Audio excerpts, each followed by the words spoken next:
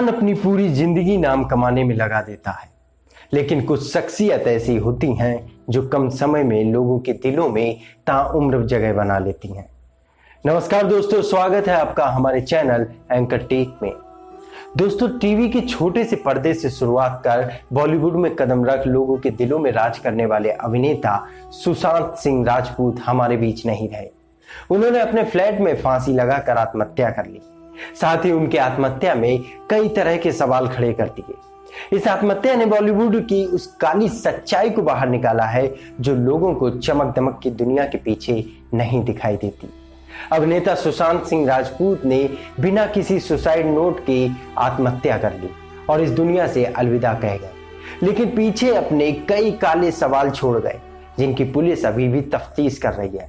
वहीं कुछ बातें ऐसी सामने आ रही हैं जिन्हें अनदेखा नहीं किया जा सकता है। इस आत्महत्या में कई बड़ी हस्तियों के नाम और राज सामने आ रहे हैं। अब ये कितने सत्य हैं और कितने झूठ, ये तो पुलिस तफ्तीश में ही पता लगेगा।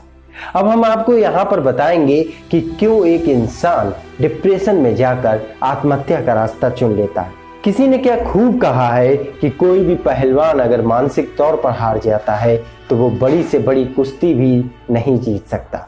अगर आप भी ऐसे ही मानसिक तनाव से तो कहीं नहीं जूझ रहे, जिससे आप अपने जान सकते हैं कि आप कहीं डिप्रेशन का शिकार तो नहीं हो रहे हैं।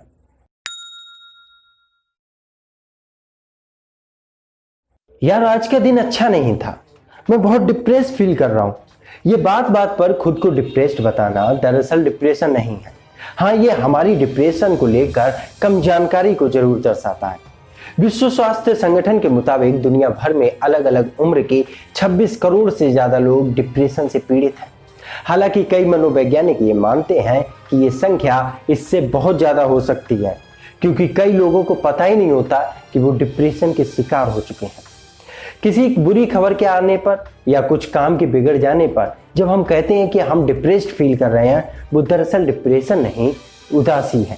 डिप्रेशन एक मानसिक बीमारी है। डिप्रेशन आमतौर पर मूड में होने वाले उतार चढ़ाव और कम समय में होने वाले भावनात्मक प्रतिक्रियाओं से अलग है। लगातार दुखी रहना, पहले की तरह चीजों में रुचि नहीं होना इसके लक्षण है। WHO के मुताबिक एंजाइटी डिसऑर्डर डर और घबराहट के लक्षण वाली एक मानसिक बीमारी है।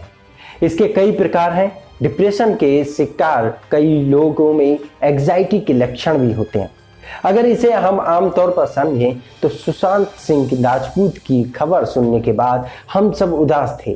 कुछ लोग कुछ घंटों के लिए उदास रहेंगे, कुछ लोग कुछ दिनों तक उदास रहेंगे, फिर ठीक हो जाएंगे। ये डिप्रेशन नहीं है, ये सिर्फ उदास। अब समझते हैं डिप्रेशन के लक्षण क्या क्या होते हैं। सबसे पहले तो ये समझने की जरूरत है कि जो लोग डिप्रेशन में होते हैं उन्हें असल में पता ही नहीं चल पाता कि वे डिप्रेशन में हैं। ऐसे में जरूरी है कि पीड़ित व्यक्ति के करीबी उसमें डिप्रेशन के लक्षणों की पहचान करें और तुरंत मदद को आगे आए।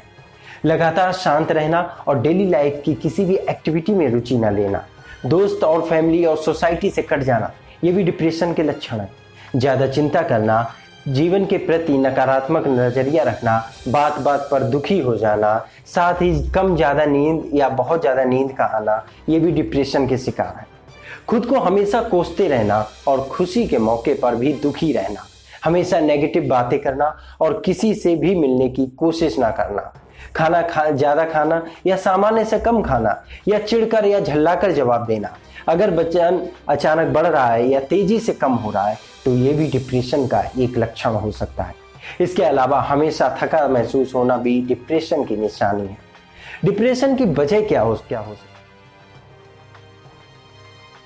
तो आपको बता दें, डिप्रेशन की कई वजह हो सकती हैं, जैसे कि किसी करीबी की मृत्यु या रिजल्ट का खराब आना, हार्मोन्स में बदलाव या किसी गंभीर बीमारी का होना। किसी काम में अगर उम्मीद के मुताबिक सफलता ना मिले तो वो काम बिगड़ जाए तो भी डिप्रेशन के हम लोग शिकार हो सकते हैं। नौकरी छूट जाए या बिजनेस में नुकसान हो जाए या किसी बेहद करीबी इंसान का साथ छूट जाए तो भी हम डिप्रेशन के शिकार हो सकते हैं। अब आपको बताते हैं कि डिप्रेशन के शिकार व्यक्ति की मदद कैसे करें।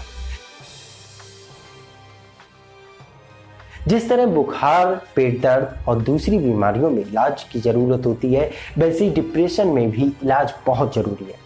आप ये ना सोचें कि इसकी तो आदत ही है मुंह फुलाए रखने की या दूसरों को परेशान करने की। मरीज की बात सुने, उसकी भावनाओं को समझें, वह जो बोलना चाहता है उसे बोलने दें बिना कोई टिप्पणी किए। ना उसे सलाह दें, ना ही जबरन खुश करने की कोशिश करें। मरीज को व्यवहार में झुंझुलाहट, उसे डांटे नहीं, उसे दुत्कारे नहीं।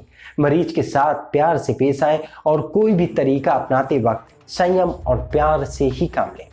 डिप्रेशन को ठीक करने में सिर्फ दवाएं या डॉक्टर ही मददगार नहीं होते, बल्कि परिवार वालों का रवैया भी काफी मायने रखता है।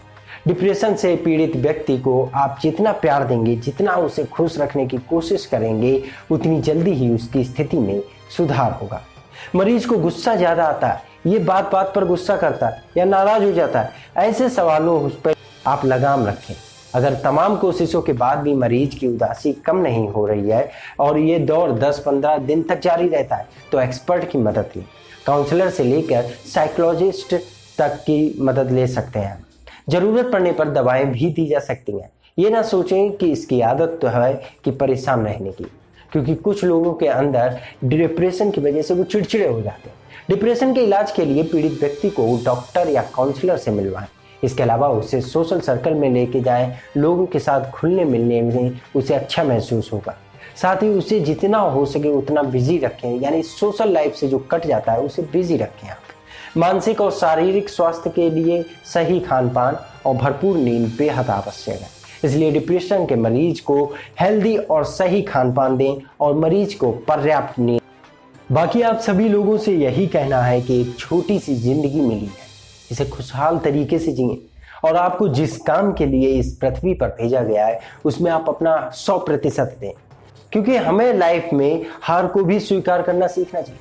क्योंकि जरूरी नहीं है कि जीवन में आपको हमेशा जीत ही मिलती रहे, क्योंकि काले अंधेरे के बाद जब एक प्रकाश की किरण आपके जिंदगी में आती है तो वो आपकी जिंदगी को खुशियों से भर देती है। तो इसलिए डिप्रेशन से बचें, साथ ही आप भी खुश रहें, अपने आसपास के लोगों को भी खुश रखें। नमस्कार।